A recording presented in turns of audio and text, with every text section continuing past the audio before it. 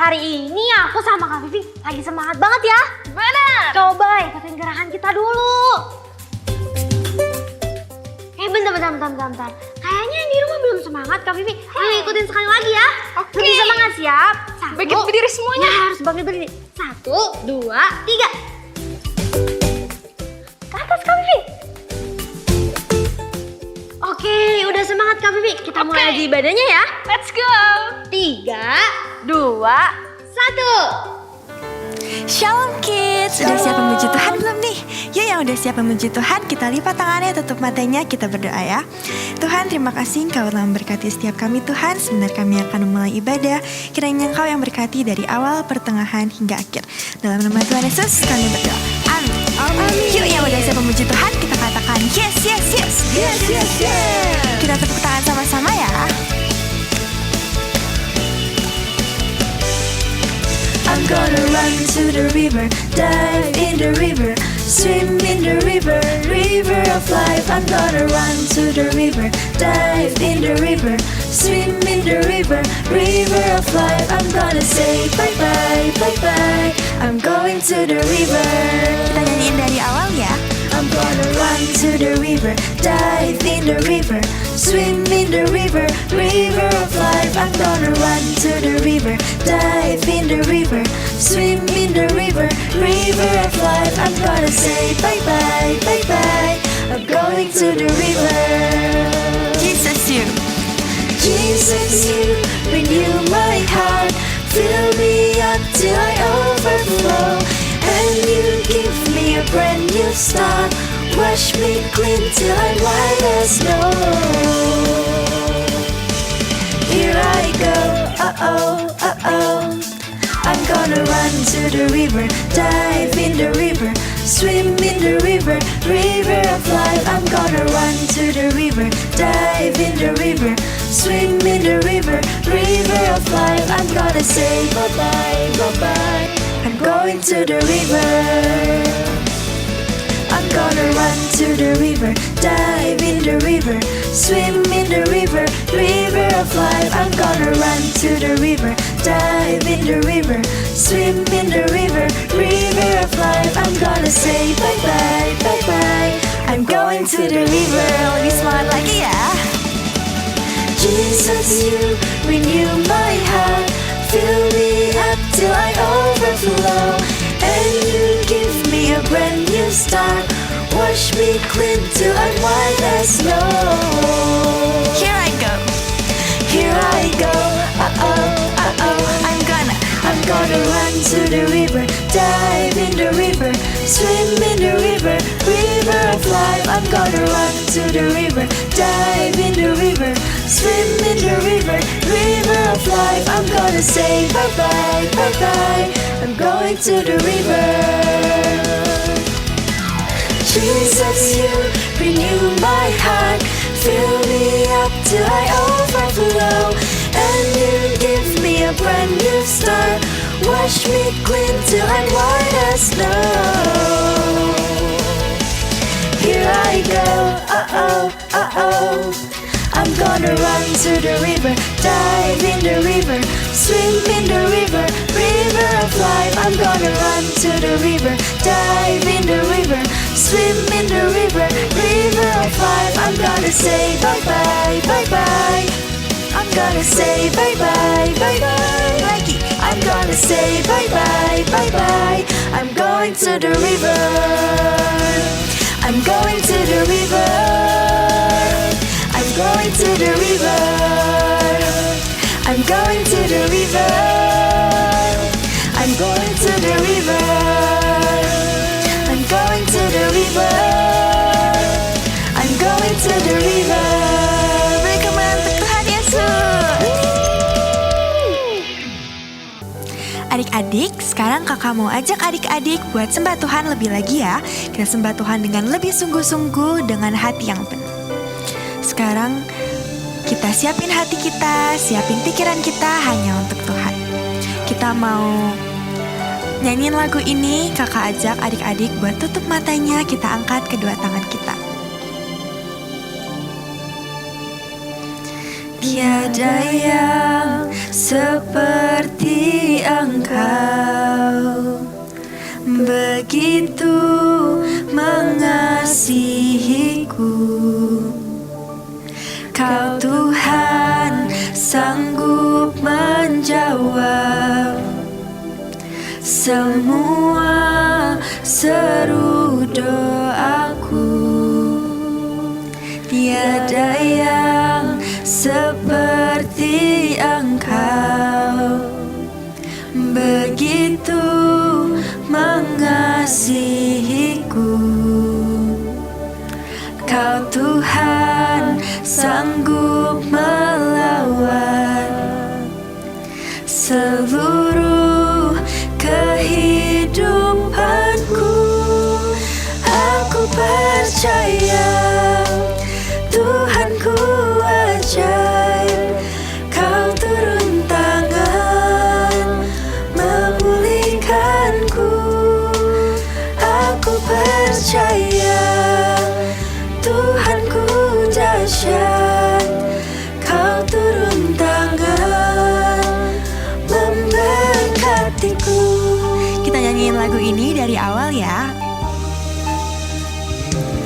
Tiada yang seperti Engkau begitu mengasihiku. Kau Tuhan sanggup menjawab semua seru doaku. Tiada yang seperti Engkau begitu mengasihiku. Kau Tuhan sanggup melawan seluruh kehidupanku. Aku percaya Tuhanku ajaib. Kau turun tangan memulihkanku. Aku percaya Tuhanku dahsyat. Kau turun tangan memberkatiku. Haleluya. Terima kasih Tuhan. Terima kasih Yesus. Haleluya. Engkau baik Tuhan. Haleluya.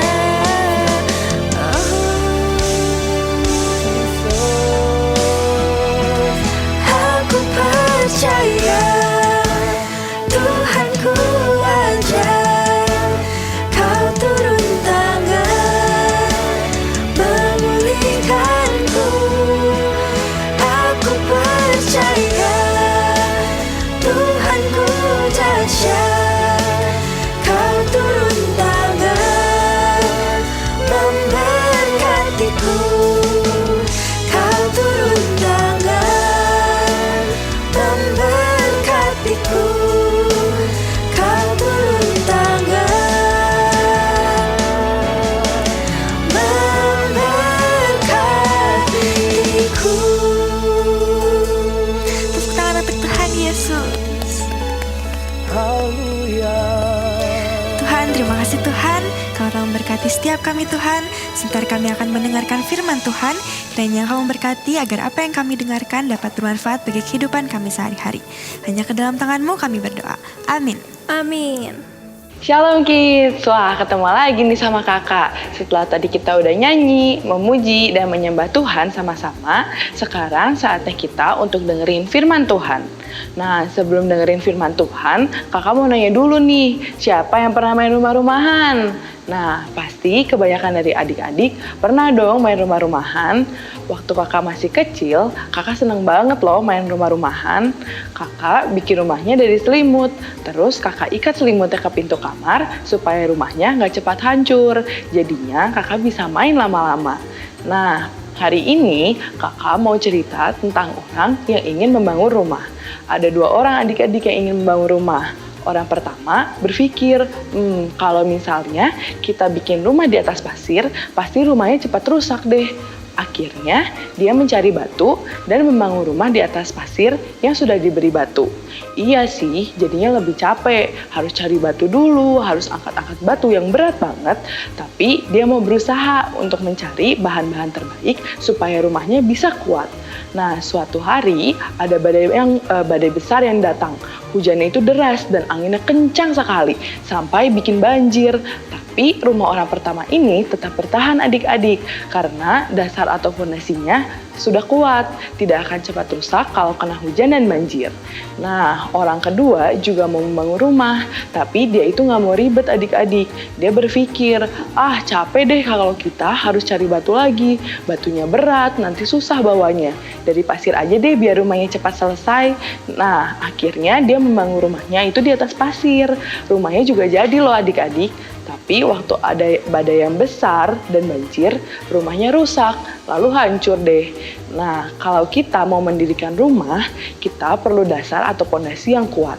Sama seperti cerita kakak soal rumah selimut yang kakak buat waktu kecil. Apalagi kalau mau bikin bangunan yang tinggi banget, dasarnya itu harus semakin kuat. Karena fondasi itu akan menopang bangunan supaya tidak akan cepat rubuh atau rusak. Untuk membuat fondasi yang kuat, perlu waktu dan tenaga yang lebih banyak. Nah, uang yang dipakai juga akan lebih mahal adik-adik. Orang yang mendirikan rumahnya di atas pasir, itu tidak mau berusaha lebih keras. Dia ingin cepat selesai membangun rumah. Dia tidak mau mencari batu. Dia mau pakai cara yang mudah untuk membangun rumahnya. Nah, rumah itu memang lebih cepat selesai sih adik-adik, tapi rumahnya itu jadi nggak kuat. Sama juga adik-adik seperti orang yang malas melakukan firman Tuhan. Dia hanya asal mendengar ataupun membaca firman Tuhan, tapi tidak mau merenungkan ataupun mempelajari firman Tuhan. Jadinya, firman Tuhan yang sudah dia baca atau dia dengar tidak dilakukan. Nah, firman Tuhan itu menjadi tidak ada manfaatnya dan sia-sia. Hujan, angin, dan banjir dalam cerita tadi adalah cobaan atau masalah yang terjadi di dalam hidup kita. Nah, siapa nih yang di sini tidak pernah dapat masalah? Kalau kakak sih pernah. Nah, setiap orang juga pasti akan mengalami masalah adik-adik. Misalnya nih, waktu lagi di sekolah, diejek teman, atau tidak bisa saat mengerjakan ulangan. Nah, saat kita lagi dalam cobaan atau masalah, kita bakal diuji. Apakah kita akan melakukan firman Tuhan atau melakukan hal yang salah? Nah, jika kita mendengarkan dan merenungkan firman Tuhan, kemudian melakukan apa yang firman Tuhan bilang, kita akan bertahan. Kita tidak akan jatuh ke dalam dosa. Kerajaan Allah itu artinya Allah yang menjadi raja di dalam hidup kita. Hidup kita akan dipimpin oleh Tuhan. Artinya hidup sesuai dengan firman Tuhan. Ya, walaupun sebenarnya menaati dan melakukan firman Tuhan itu kelihatannya nggak enak sih. Kamu jadi tidak bebas, banyak larangan yang tidak boleh kamu lakukan. Tapi sebetulnya justru sebaliknya tahu, dengan melakukan firman Tuhan, kita bakal bebas dari dosa. Kita tidak akan terikat lagi oleh dosa atau punya kebiasaan yang buruk. Nah, visi kita di tahun 2023 adalah bangkit dan jadi pemenang. Untuk menjadi pemenang, kita harus bertanding dan berjuang supaya tidak kalah. Namun, kemenangan itu tidak akan bisa diraih begitu saja. Kita harus bekerja keras dan gak boleh malas-malasan. Kita akan menghadapi masalah ketika sedang bertanding, tapi kita harus bisa mengatasinya karena ada bimbingan dari Tuhan lewat firman-Nya. Karena itu, kita harus rajin saat teduh setiap hari dengan benar, tidak hanya asal baca ataupun dengar saja, tapi firman Tuhan harus dipelajari dan direnungkan kemudian dilakukan. Sebelum kamu tidur, yuk periksa dirimu apa yang sudah kamu lakukan sepanjang hari. Jika kamu melanggar firman Tuhan, misalnya berbohong nih, atau marah-marah sama orang tua, mungkin ada juga dosa yang tidak kamu sadari. Jangan lupa berdoa dan minta ampun ya sama Tuhan. Setelah bangun tidur, jangan lupa untuk baca firman Tuhan juga dan saat teduh. Kemudian kamu lakukan. Firman Tuhan akan membimbing kamu sepanjang hari agar kamu menjadi pemenang. Siapa di sini yang mau jadi pemenang? Nah, semua orang pasti mau dong jadi pemenang, seperti ayat firman Tuhan hari ini dari Yakobus 1 ayat 22. Kalau kamu mau menjadi pemenang, kita bukan hanya mendengar saja dan menipu diri sendiri dengan melanggar firman Tuhan, tapi mendengar dan melakukan firman Tuhan. Nah, firman Tuhan hari ini udah selesai nih adik-adik. Yuk kita berdoa. Terima kasih Tuhan untuk firman Tuhan hari ini. Kami mau belajar Tuhan untuk menjadi anak-anak Tuhan yang bukan hanya mendengarkan, hanya membaca firman Tuhan, tapi mau melakukan juga firman Tuhan. Bantu kami Tuhan, pimpin kami agar kami dapat melakukan dalam kehidupan kami sehari-hari, sehingga kami dapat menjadi berkat bagi sekitar kami. Terima kasih Tuhan untuk firman hari ini. Di dalam nama Tuhan Yesus kami telah berdoa dan mengucap syukur. Amin. Hai kids! Ayat hafalan hari ini diambil dari Yakobus 1 ayat 22. Tetapi hendaklah kamu menjadi pelaku firman dan bukan hanya mendengar saja.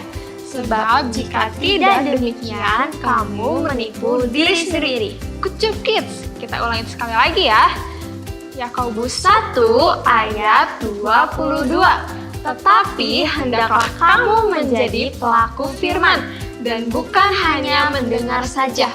Sebab jika tidak demikian, kamu menipu diri sendiri. Bye-bye. Shalom parents, 3 minggu lalu kita telah mengenali inner child yang mungkin masih ada di dalam diri kita. Kemudian kita juga belajar mengetahui apa yang timbul dari inner child ini dan mengerti bahwa ada beberapa kepercayaan yang tidak tepat mengenai tindakan kita untuk mengakui atau membawanya di hadapan Tuhan. Kali ini kita akan membahas hal-hal lain yang dapat menolong mengatasi inner child di dalam diri kita. Yang pertama adalah hormati kisah parents. Penyembuhan, terutama penyembuhan emosional, dimulai ketika kita bersedia mengakui pengalaman kita dan mengungkapkannya. Dalam arti tertentu, ini artinya menghormati cerita kita. Ketika kita memberi diri kita izin untuk mengungkap luka yang telah lama kita sembunyikan, membiarkan mereka bernafas, mereka akhirnya dapat menerima apa yang perlu diperbaiki. Mungkin saja dalam hal ini parents membutuhkan bantuan orang lain untuk membantu proses pemulihannya. Poin yang kedua, mengasuh inner child kita. Saat kita mulai memberikan pikiran, tubuh, dan jiwa kita perhatian yang mereka butuhkan untuk pulih, banyak dari kita akan menyadari bahwa sebagian dari kita memang masih terluka. Melayani diri kita sendiri, kemudian mengasihi diri kita sendiri dengan kasih sayang yang Tuhan berikan, dapat membantu kita menemukan tempat di mana kita membiarkan luka diri masa kanak-kanak kita divalidasi, diakui tanpa dikendalikan olehnya. Poin yang ketiga, atur dan koregulasi dengan anak-anak kita. Perlu diingat bahwa anak-anak terhubung untuk bergantung pada orang tua mereka yang membantu mereka memproses emosi dan situasi yang berpotensi membuat kewalahan. Ketika orang tua kurang berfungsi karena berkonflik dengan inner child-nya sendiri, maka anak-anak mungkin menjadi cemas, depresi, atau mereka terluka secara emosional semenjak mereka usia dini. Inilah sebabnya mengapa orang tua harus berada dalam keadaan fisiologis yang memungkinkan mereka untuk mendukung anak-anaknya bertumbuh secara emosional. Misalnya saat masalah mulai meningkat di antara anak-anak kita mungkin tahu bahwa kita perlu ikut campur tangan. Namun di saat yang bersamaan kita juga mungkin menyadari bahwa diri kita mulai terpancing untuk meluapkan emosi kepada anak-anak dalam situasi seperti ini. Disinilah kita perlu menyadari ada hubungan yang harus terus diperbaiki. Daripada mengatakan sesuatu yang berpotensi membahayakan anak-anak, kita bisa mengatakan kepada mereka seperti ini. Mama papa mengasihi kalian berdua dan kita perlu memperbaiki apa yang terjadi. Tetapi mama papa perlu mengambil waktu sebentar untuk menenangkan diri agar yakin bahwa mama papa bisa membantu kalian. Seiringnya waktu kita dapat mengembangkan keterampilan yang mungkin atau menjadikan kita orang tua yang selaras dengan siapa diri kita dan siapa yang Tuhan ciptakan untuk kita bisa menggenapinya. Dalam pembelajaran kita, ingatlah bahwa Tuhan mendengar semua tangisan kita. Tuhan dekat dengan kita dalam kesakitan kita. Tuhan tidak pernah meninggalkan kita. Tuhan ingat semua air mata kita. Dan Dia adalah Tuhan yang akan menghibur jiwa kita. Kemudian Tuhan juga akan menyembuhkan semua luka emosional kita. Dan terlebih dari itu Dia akan membimbing dan memenuhi segala kebutuhan kita. Selamat berproses, Tuhan Yesus memberkati.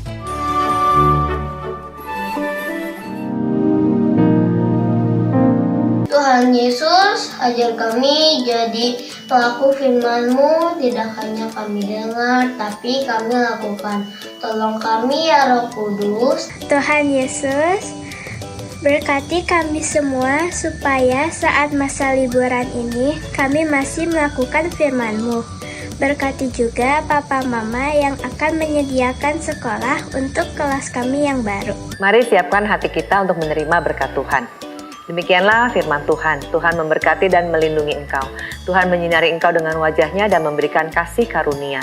Tuhan mengarahkan wajahnya kepadamu dan memberikan damai sejahtera. Terimalah semua berkat yang terbaik ini hanya di dalam nama Tuhan Yesus Kristus. Amin.